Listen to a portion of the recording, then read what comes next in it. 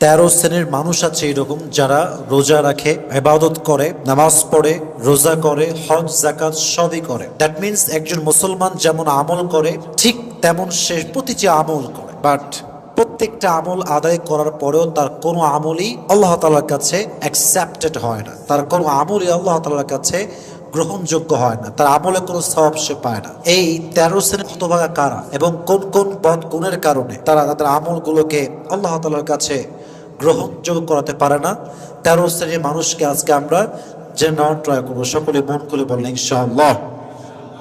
দেখুন, প্রথম ব্যক্তি হচ্ছে সে, আসলে প্রথমে একটা কথা আগে বুঝতে হবে আপনাকে, আমল কবুল হওয়ার মোট শর্ত রয়েছে 3টা। তিনটা জিনিস আপনার বেসিক একদম থাকতেই হবে, এটা না থাকলে আপনার কোনো আমলই কবুল হবে না। এক, যদি কোনো বান্দার ঈমান ঠিকঠাক না থাকে, তার আমল সে যতই করুক তার আমল কবুল হবে না। এক, that means not having faith. ঈমান না থাকলে আমলের কোনো দাম আল্লাহর কাছে থাকতে পারে, নাম্বার 1। নাম্বার 2, যদি আপনার আমলটা রসুলের দেখানো পদ্ধতি অনুযায়ী না হয়, আপনি যত আমলই করেন আপনার আমলটা আল্লাহ তাআলার কাছে কোনো গ্রহণযোগ্যতা পাবে না, অর্থাৎ আপনার প্রত্যেকটা আমল রসুলের সুন্নাহ অনুযায়ী হওয়া লাগবে। 3, যদি আপনার আমলের নিয়তে গলত হয়, মানে আপনার আমলের নিয়তেই গলত, আপনার ইন্টেনশনই খারাপ, আপনি যত ভালো আমল করেন ওই আমলের কোনো সওয়াব আল্লাহ আপনাকে দিবে না।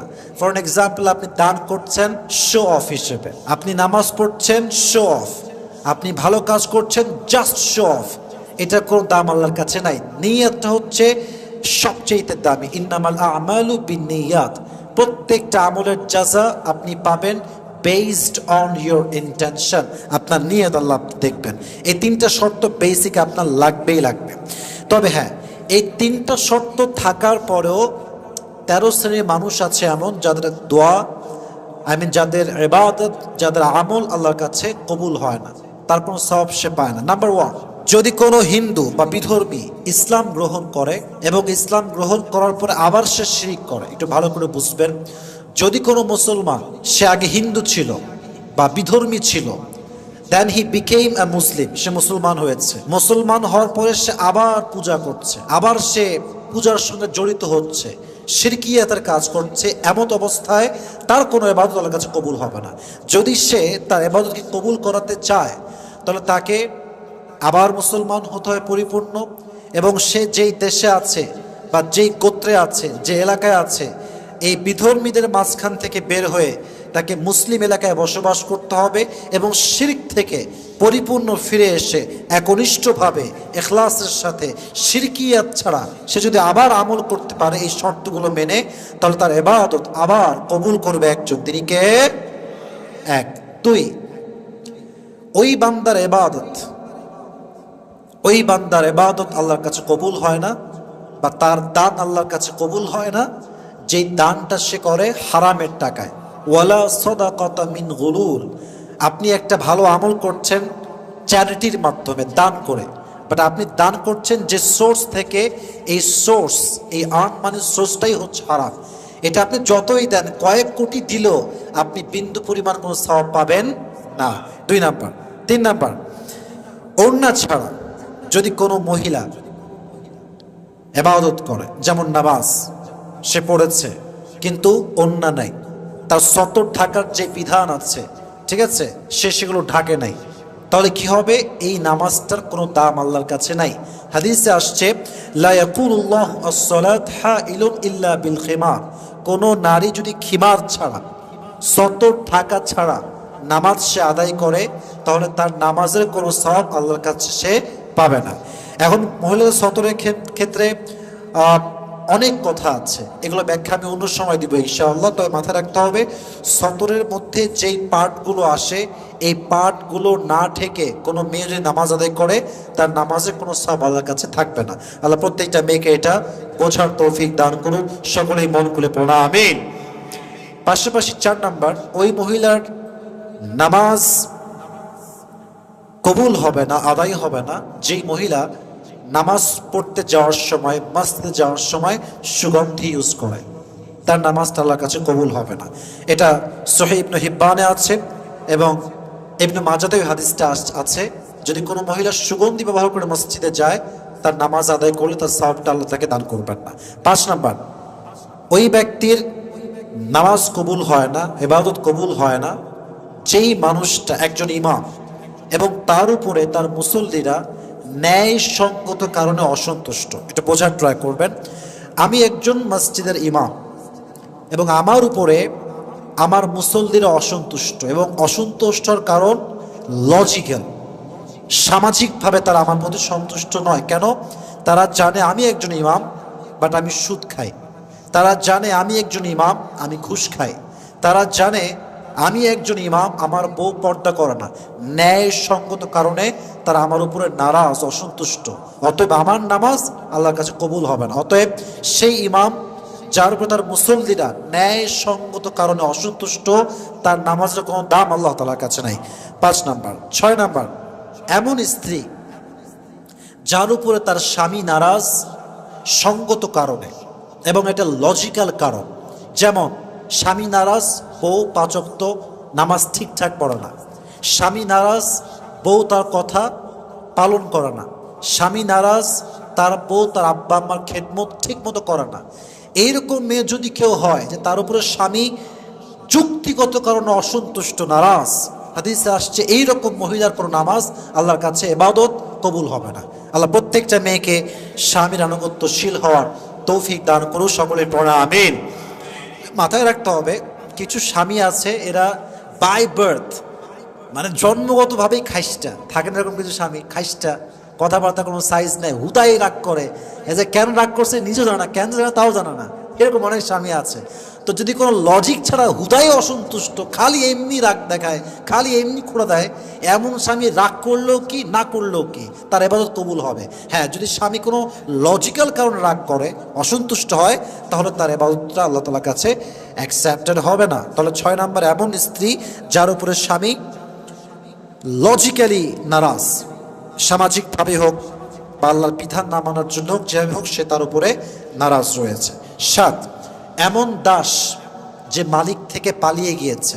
সে আগে দাস ছিল, মালিকের আন্ডার থেকে সে পালিয়ে চলে গিয়েছে, তার ইবাদত আল্লাহর কাছে কবুল হবে না। 8, এমন 2 ভাই যারা অকারণে ঝগড়া করে, অকারণে ফাসাদ করে, অকারণে একে অপরের মাঝে বিচ্ছেদ ঘটায়, রাগারাগি করে। হাদিসে আসছে 2 ভাই যদি বিচ্ছেদ ঘটায়, রাগ করে শরীয়ত সম্মত কোনো কারণ ছাড়া, ইললজিক্যালি, কোনো লজিক ছাড়া, সেই 2 ভাইয়ের কোনো ভাই ইবাদত আল্লাহর কাছে কবুল হবে না। ভাই ভাইয়ের মাঝে মিল থাকতে হবে, পারস্পরিক মহব্বত থাকতে হবে, ভালোবাসা থাকতে হবে। এক ভাই একে অপরের সঙ্গে জুলুম করলে, অন্যায় করলে, অবিচার করলে, যুক্তিসঙ্গত কারণ ছাড়া বিচ্ছেদ ঘটালে হাদিসে আসছে তাদের কোনো ইবাদত আল্লাহর কাছে কবুল হয় না। 9 নাম্বার, মদিনায় যে ব্যক্তি ফাসাদ করে, ঝগড়া করে, শান্তির শহরকে অশান্তির নীড় বানাবার প্রচেষ্টা চালায়, এমন কোনো বান্দার ইবাদত আল্লাহর কাছে কবুল হবে না। মদিনাতে যে ফাসাদ করে তার কোনো ইবাদত আল্লাহর কাছে কবুল হবে না। 9 নাম্বার।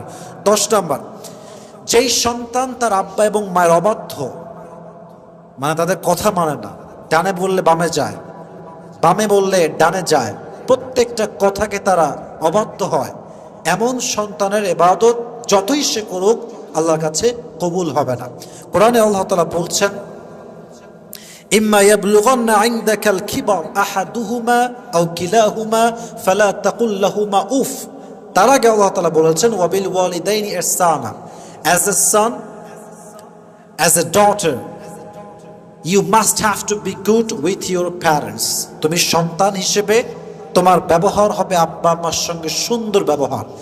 এখন 2 জনের মাঝে, if on or both of them reached old age with you, do not repeal them. আব্বা এবং মায়ের মাঝে কেউ যদি বৃদ্ধ হয়ে যায়, বৃদ্ধা হয়ে যায়, ওয়ালা তাকুল লাহুমা উফ, do not repeal them, do not say to them annoyance word, বিরক্তি ভাব প্রকাশ করো না, ধমক দিও না। কি করবা? আল্লাহ তাআলা বলছেন, ওয়াকুল লাহুমা কওলান কারীমা, speak to them with noble words, সুন্দর ভাষায়, সুন্দর শব্দে, মার্জিত ভাষায় কথা বলো।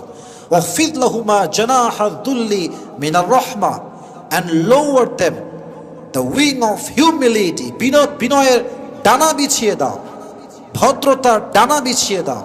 এবং তারা যখন মারা যায় বলো আল্লাহ রব্বির হামহুমা, বলেন সবাই রব্বির হামহুমা, সবাই বলেন রব্বির হামহুমা কামা রব্বায়ানি সগীরা। Oh Allah, have mercy upon my parents as they brought up me when I was small. Allah, তুমি আমার বাবা এবং মাকে তেমন ভাবে রহমত করো, তেমন ভাবে মায়া করো যেমন তারা আমাকে মায়া করেছিল তখন যখন আমি ছোট্ট নিউ বর্ন নবজাতক শিশু ছিলাম। তখন তারা আমাকে যেমন দয়া করেছে মায়া করেছে, তুমিও তাদেরকে কবরের ভেতরে তেমন দয়া করো, তেমন মায়া করো। সকলে পড়া আমিন। অতএব যেই সন্তান আব্বা আম্মার অবাধ্য শরীয়ত সম্মত কোনো কারণ ছাড়া যদি অবাধ্য হয় তার কোনো ইবাদত আল্লাহর কাছে কবুল হবে না। 11 নাম্বার, যেই বান্দা দানের ইবাদত করে, দান করছে, এটা অবশ্যই একটা ইবাদত। দান হচ্ছে একটা উত্তম ইবাদত। দান করছি আপনাকে আমি 10,000 টাকা, পরক্ষণে আমি আপনাকে খোঁড়াতে যা তোমাকে আমি 10,000 টাকা দিই, তোমার গোলাম হয়ে কাজ করবা, তুমি কেন এটা করলা? এই খোটা যে দেয় তার দানের কোনো সওয়াব আল্লাহ তাকে দিবে না, তার এই দানের ইবাদত কোনো দামই আল্লাহর কাছে থাকবে না। 11 নাম্বার। 12 নাম্বার হচ্ছে সেই বান্দার ইবাদত আল্লাহর কাছে কবুল হয় না যে তাকদীরে বিশ্বাস করে না। তাকদীরে বিশ্বাস করা it's a part of faith, এটা হচ্ছে ঈমানের একটা অংশ। যা কিছু হবে everything will happen from Allah subhanahu wa ta'ala. So as a Muslim you must have to believe in your destiny, in your nasib, in your taqdeer. আমার জীবনে যা ঘটবে আল্লাহ ঘটাবে, whether it is bad or good doesn't matter, everything happens from Allah subhanahu wa ta'ala. যা হচ্ছে ভালো মন্দ খারাপ, পাচ্ছি না, ওইটা চাই ওইটা পাইলাম না, এটা চাই এটা পেয়ে গেছি, এই সব কিছু ঘটাবার মালিক একজন। আওয়াজ দিয়ে বলেন তো তিনি কে? এজন্য কোরআনে আল্লাহ তাআলা বলেছেন ওয়া ইয়ামসাসকাল্লাহু বিদুররিন ফালা কাশফা লাহু ইল্লা হু ওয়া ইউরিদকা বিখাইরিন ফালা রাদ্দা লিফাদলি।